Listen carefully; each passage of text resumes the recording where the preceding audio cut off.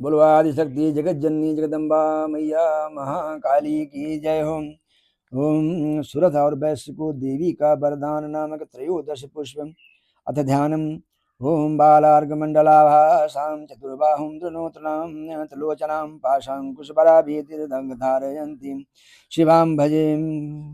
जो उदय काल के सूर्य मंडल की सी कांति धारण करने वाली हैं, जिनके चार भुजाएं और तीन नेत्र हैं, तथा जो अपने हाथों में पाशंकुश बर एवं अभय मुद्रा धारण किए रहती हैं, उन शिवा देवी का मैं ध्यान करता हूँ।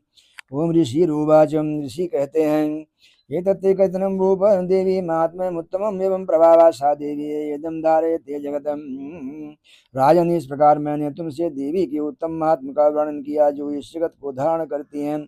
उन देवी का ऐसा ही प्रभाव है। विद्या तथैव क्रियते भगवद विष्णु मायया तया त्वमेष वैश्यस्य तथैवान्ये विवेकिनां मोहयन्ते मोहताशैव मोहमेष्यति चापरेतामुपैहि महाराज शरणं परमेश्वरी स्वरीम् आराधिता शैव नृणां भोग स्वर्गापवर्गदा। उन देवी का ऐसा ही प्रभाव है, वे ही विद्या ज्ञान उत्पन्न करती हैं। भगवान विष्णु की माया स्वरूपा उन भगवती के द्वारा ही तुम्हें वैश्य तथा अन्यान्य विवेकी जन मोहित होते हैं, मोहित हुए हैं तथा आगे भी मोहित होते रहेंगे। महाराज, तुम उन्हीं परमेश्वरी की शरण में जाओ। आराधना करने पर वे मनुष्यों को भोग स्वर्ग तथा मोक्ष प्रदान करती हैं। मार्कंडे उवाच, मार्कंडे जी कहते हैं, यदि तस्य वचा श्रुत्वा श्रुतः सा नराधिपा प्रणिपत्ति महाभागं तम ऋषिं संस्थितव्रतं कौष्टु क्रौष्टुकी जी मेधा मुनि के वचन सुनकर राजा सुरथ ने उत्तम व्रत का पालन करने वाले उन महाभाग महर्षि को प्रणाम किया। वे अत्यंत ममता और राज्यापहरण से बहुत खिन्न हो चुके थे। निर्विष्णोति ममत्वेन राजा पारणेन च जगाम सद्यस्तस्य स च वैष्णो महामुने संदर्शनार्थं वाया नदी पुलिन संस्थिता सा च वैष्णवस्तपस्ते वेदेहि सूक्तं परं जपन् तौ तस्मिन् पुलिने देव्या कृत्वा मूर्ति महिमहीं।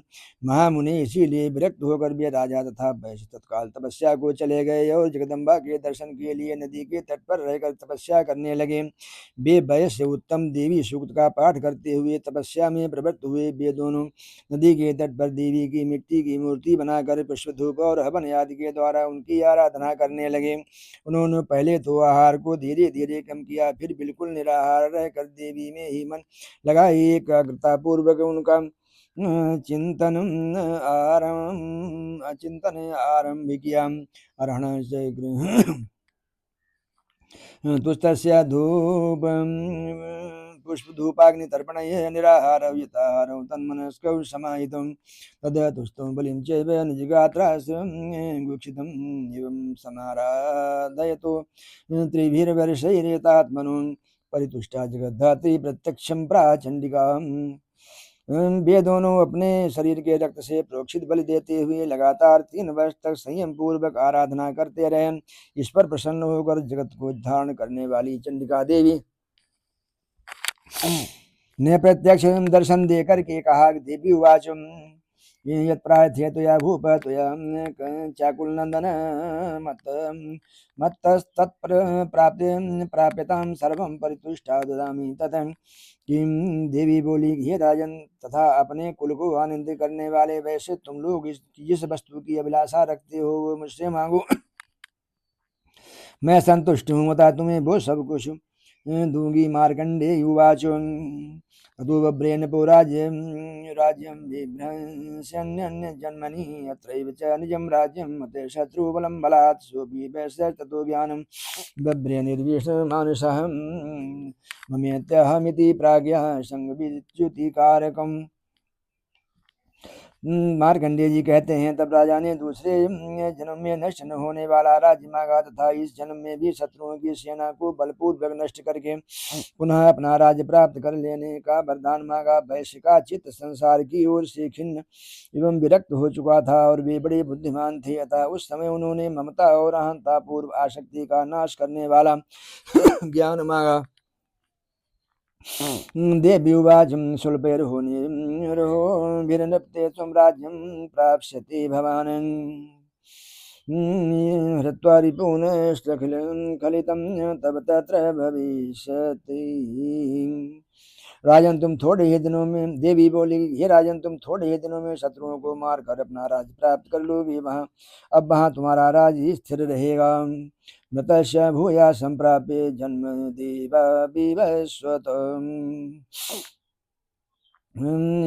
फिर मृत्यु के पश्चात तुम भगवान विवस्वान सूर्य के अंश से जन्म लेकर इस पृथ्वी पर सावर्णिर को नाम मनुर्भवान भुवि भविष्यति। सावर्णि मनु के नाम से विख्यात होगे। वैश्वर्य त्वया यस्य वरोस्मत्तो भी वांछितः तम प्रयच्छामि संसिद्धैः तब ज्ञानम भविष्यति। और वैश्वर तुमने भी जिस वर को मुझसे प्राप्त करने की इच्छा की है उसे देती हूँ, तुम्हें मोक्ष के लिए ज्ञान प्राप्त होगा। मार्कंडे उवाच इति दत्त्वा तयोर्देवी यथा विलिखितं वरम् बहुवान्तर्हिता सद्यो भक्त्या ताभ्यामभीष्टुताम्। एवं देव्या वरं लब्धा श्रुता क्षत्रियर्षभा सूर्याजन्म समासाद्य साध्य सावर्णिर्भविता मनुः। एवं देव्या वरं लब्धा श्रुता क्षत्रियर्षभा सूर्याजन्म समासाद्य सावर्णिर्भविता मनुः। क्लीं ओम। इस प्रकार उन दोनों को मनोवांछित वरदान देकर तथा उनके द्वारा भक्ति पूर्वक अपनी स्तुति सुनकर देवी अंबिका तत्काल अंतर्ध्यान हो गई। इस तरह देवी के से वरदान पाकर क्षत्रियों में श्रेष्ठ सूर से जन्म ले सावरणी नामक मनु हुए। जय श्री मार्कंडेय पुराण सावरणी के मनवंतरी देवी महात्म्य श्रुति वैशी और वर प्रदानम नाम त्रयोदश पुष्प। ओम।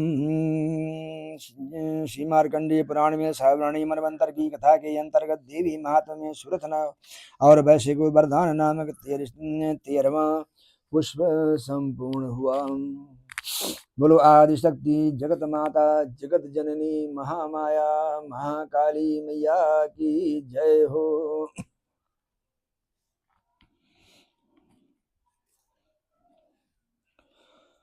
पूर्णमदा पूर्णमिदं पूर्णात् पूर्णमुदच्यते पूर्णस्य पूर्णमादाय पूर्णमेवावशिष्यते। सर्वं खलविदमेवाहं नान्यदस्ति सनातनं। बोलो माता रानी की जय हो।